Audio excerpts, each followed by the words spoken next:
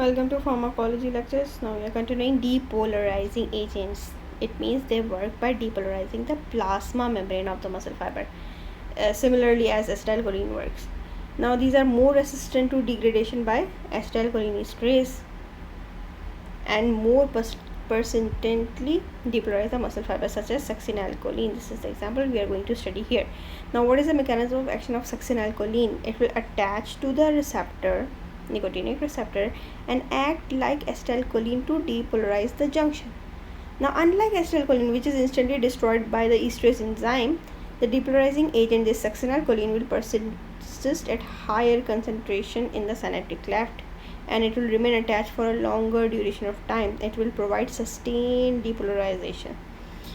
Duration of action here, it's not dependent on the esterase enzyme, it dependent on the diffusion from motor end plate and hydrolysis by plasma cholinesterase, also called butyryl cholinesterase or pseudocholinesterase. Okay, now here genetic variants in which plasma cholinesterase levels are low or absent, they will lead to prolonged paralysis. The depolarization first causes opening of the sodium channels. Okay, it will first open the sodium channels which are associated with nicotinic receptors, which results in depolarization of the receptor. This is called phase 1. This will lead to twitching of the muscles, fasciculations. Now it is continuous binding to depolarization. Now it renders the receptor incapable of transmitting further impulses. Okay, it will render it.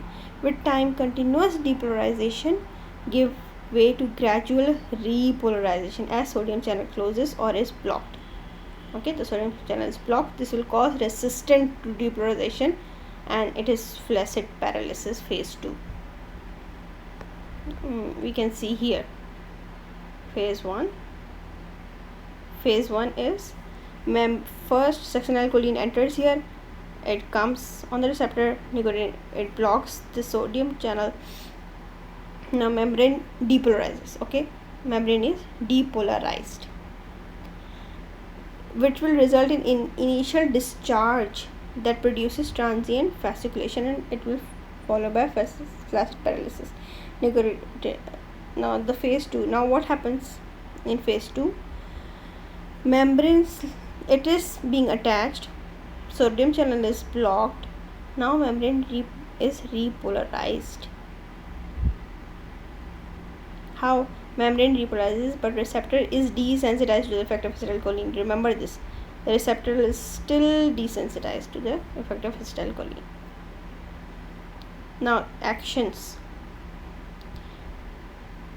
as compared, this is for succinylcholine, as compared with competitive blocker, the respiratory muscles are paralyzed last.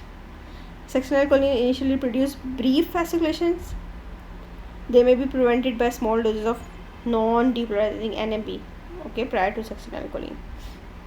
Therapeutic use is intubation, endotracheal intubation. Kinetics, it has brief duration of action which results from redistribution and rapid hydrolysis by the plasma enzyme. Adverse effects are hyperthermia, apnea, and hyperkalemia. Succinylcholine will produce malignant hyperthermia. Apnea, patient who are deficient in this enzyme has a typical form of enzyme that will lead to prolonged apnea due to paralysis of the diaphragm. Hyperkalemia, it will increase the potassium from intracellular stores, and it is really dangerous in burn patients and patients with massive tissue damage.